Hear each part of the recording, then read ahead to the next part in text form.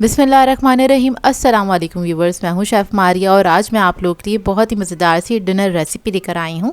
आज मैं आप लोगों को सिखाने जा रही हूं बहुत ही मज़ेदार सा पास्ता, बहुत ही टेस्टी बनके तैयार होता है।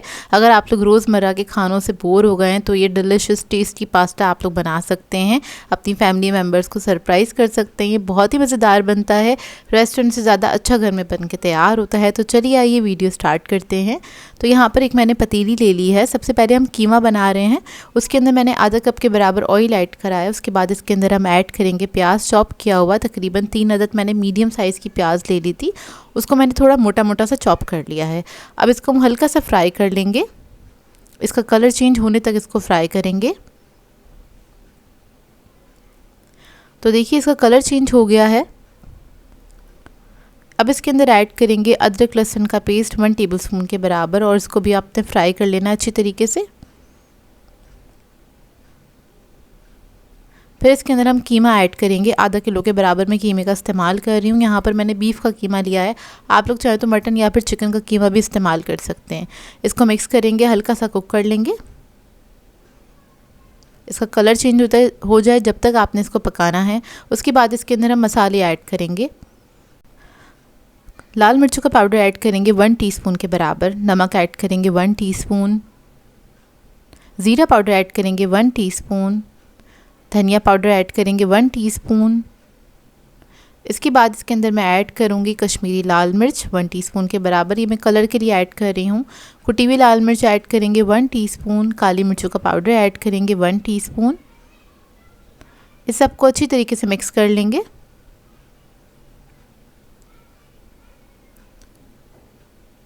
अच्छा, इसके अंदर मैं हल्दी ऐड करना भूल गई हूँ, वो मैं अभी ऐड कर दूँगी इसके अंदर, आप लोग एक साथ ही ऐड कर दीजिएगा। पानी ऐड करेंगे इसके अंदर आधा कप के बराबर, क्योंकि मशीन का कीमा है तो वो जल्दी गल के तैयार हो जाएगा।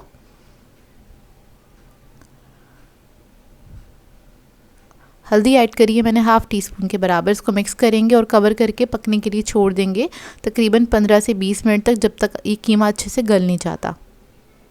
इतने में हम पास्ता बॉईल कर लेते हैं। तो यहाँ पर मैंने खुला पानी ले लिया है और उसके अंदर ऐड किया है 1 टेबलस्पून के बराबर नमक, 1 टीस्पून ऑयल ऐड किया है। अब इसके अंदर हम पास्ता ऐड करेंगे। पास्ता आप लोग कोई भी शेप का ले सकते हैं। इधर मैंने तकरीबन 2 कप के बराबर का पास्ता इस्तेमाल किया है। इसको मिक्स करेंगे। मिक्स करने के बाद इसको पकने के लिए छोड़ देंगे। आपने इसको 80% तक कुक करना है। तो देखिए पास्ता जो हमारा कुक हो गया। अब इसको हम छान लेंगे, ठंडा पानी इसके ऊपर डालेंगे और साइड पे रख देंगे। इतने में हमारा कीमा भी पक के तैयार हो गया है। पानी अच्छी तरीके से इसका ड्राई हो चुका है। तो देखिए अच्छी तरीके से गल गया है। अब इसके अंदर हम टमाटर का पेस्ट ऐड करेंगे। तो यहाँ पर मैंने 3 अदद टमाटर लिए थे मीडियम साइज़ के, उसको मैंने पीस लिया था। इसमें पानी नहीं ऐड किया है, बस इसको पीस के आपने इसके अंदर ऐड कर देना है। इसको मिक्स करेंगे अच्छी तरीके से। मिक्स करने के बाद इसके अंदर हम सॉसेस ऐड करेंगे। तो यहाँ पर मैंने चिली गार्लिक सॉस ऐड किया है 6 टेबलस्पून के बराबर। हॉट सॉस ऐड करेंगे इसमें 1 teaspoon. Dark soya sauce add करेंगे 1 टीस्पून। इसको मिक्स कर लेंगे अच्छी तरीके से।